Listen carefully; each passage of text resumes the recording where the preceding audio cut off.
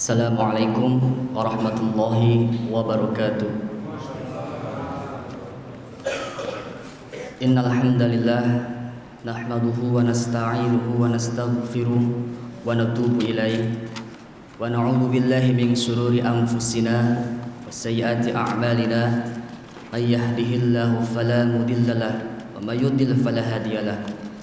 Asyhadu an la ilaha illallah wahdahu la syarikalah wa asyhadu anna Muhammadan abduhu wa rasuluhu la nabiyya ba'da. Faqad qala Allah ta'ala fi kitabihil karim, a'udzu billahi minasy syaithanir rajim. Bismillahirrahmanirrahim. Ya ayyuhalladzina amanu kutiba 'alaikumus syiyam kama kutiba 'alal ladzina min qablikum la'allakum tattaqun. Al-ayah. Shadaqallahul azim. Wa shadaqa rasul habibuhul karim. Wa nahnu 'ala dzalika minasy syahidin wa syakirin. Alhamdulillahi rabbil alamin. Di awal untayan kata, tiada kata yang paling indah melainkan puja dan puji kepada Allah Rabbul Izzati yang Maha Suci. Salawat beserta salamnya semoga senantiasa tercurah limpahkan kepada Nabi kita, Nabi Muhammad sallallahu alaihi wasallam. Dan lupa kepada keluarganya, kepada sahabatnya, dan sampailah kepada kita selaku umatnya yang mudah-mudahan tetap selalu istiqamah, konsisten untuk menjalankan sunnah-sunnahnya hingga yaumil qiyamah. Amin ya Allah ya rabbal alamin. Ibu, bapak, hadirin jamaah rahimakumullah. Alhamdulillah kita bisa berkumpul kembali di haflah yang mubarakah ini, di masjid yang mulia ini, tentunya berkat kudrat dan iradat beserta rahmat yang diberikan Allah kepada kita. Mudah-mudahan kita senantiasa diberikan perlindungan selalu oleh Allah Subhanahu wa taala dan terus diberikan kekuatan agar bisa menjalani perintah-perintahnya dengan sebaik-baiknya. Hadirin ma'asyiral muslimin rahimakumullah.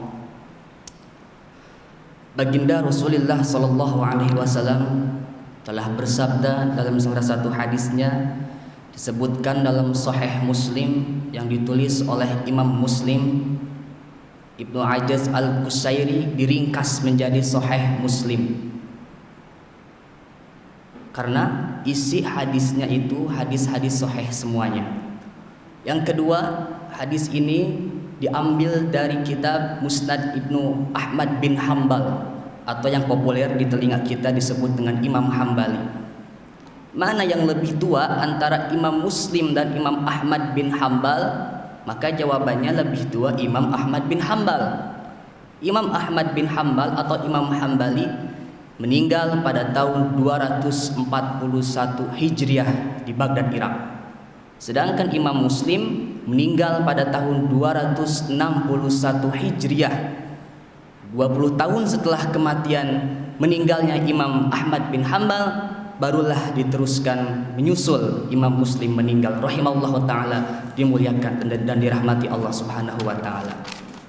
Hadis ini diriwayatkan oleh sahabat Nabi As-Sahabiyul Jalil Abu Hurairah radhiyallahu anhu, Abu Rahman ibnu Sahr Ad-Dausi, atau yang sering populer di telinga kita dipanggil dengan Abu Hurairah radhiyallahu anhu. Qala Rasulullah sallallahu alaihi wasallam, baginda Rasulullah sallallahu alaihi wasallam telah bersabda, lis-shaimi farhatani. Lis-shaimi, orang yang berpuasa, farhatani, dia akan mendapatkan dua farhah. Kalau kita buka kamus bahasa Arab, arti dari farhah itu ialah haflatul urus. Haflah kebahagiaan, haflah pesta, al-urus pernikahan, haflatul urus pesta pernikahan. Apa maknanya? Orang yang berpuasa itu dia seperti mendapatkan kebahagiaannya orang yang sedang menjalankan pesta pernikahan. Bahagia, senang hati, kegembiraan. Begitulah orang yang berpuasa akan mendapatkan dua farhah, dua kebahagiaan. Mana di antaranya? Al-awwalu, yang pertama, farhatun hina yuftir. Yang pertama, berbahagia ketika sedang berbuka. Ini yang paling nikmat yang paling rendah, yang paling dasar, nafsu syahwat hayawaniyah seperti makan, minum, dan lain sebagainya. Kenapa bisa dikatakan orang yang berbahagia? Karena dia mau makan, karena setelah seharian penuh menahan lapar di perutnya. Kenapa bisa dikatakan orang yang berbahagia? Karena dia mau minum, karena setelah seharian penuh menahan dahaga, haus, kering di tenggorokannya. Tapi sebenarnya bukanlah itu. Berbahagia yang sangat-sangat tidak akan pernah hilang, berbahagia yang tidak akan pernah musnah, itu ialah berbahagia dengan Allah, bersama Allah Subhanahu wa taala. Hadirin, ibu bapak jamaah rahimakumullah. Orang yang berpuasa puncaknya pada saat dia lapar, dahaga, tubuh fisik melemah.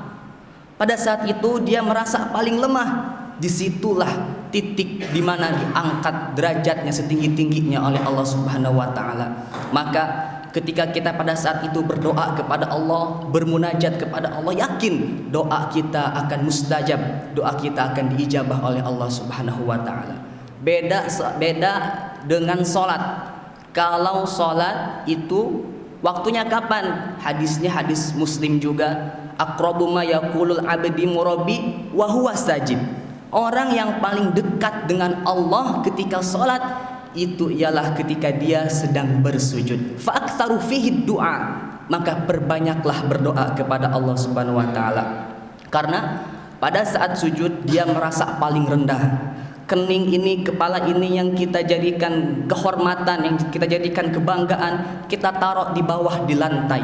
Maka pada saat itulah, disitulah Allah mengangkat derajat kita dengan setinggi-tingginya. Ibu, bapak yang dirahmati Allah, farhatani, orang yang berpuasa akan mendapatkan dua kebahagiaan. Farhatun hina yuftir, yang pertama akan mendapatkan kebahagiaan ketika berbuka. Wathani, dan yang kedua farhatun hina yulqa rabbah, berbahagia ketika berjumpa dengan Allah Subhanahu wa taala. Pertanyaannya, apa iya kita akan berjumpa dengan Allah? Betul. Apa iya kita akan bertemu dengan Allah? Jawabannya Allah sendiri yang cantumkan dalam firman-Nya di alam Al-Quran, surat Al-Kahfi ayat yang terakhir. فَمَنْ كَانَ يَرْجُو لِقَاءَ رَبِّهِ فَلْيَعْمَلْ عَمَلًا صَالِحًا فَلْيَعْمَلْ عَمَلًا صَالِحًا وَلَا يُشْرِكْ بِعِبَادَةِ رَبِّهِ أَحَدًا. فَمَنْ كَانَ يَرْجُو لِقَاءَ رَبِّهِ, barang siapa orang yang ingin berjumpa dengan Allah, dengan Rabb-Nya, فَلْيَعْمَلْ عَمَلًا صَالِحًا, maka hendaklah berbuat amal soleh.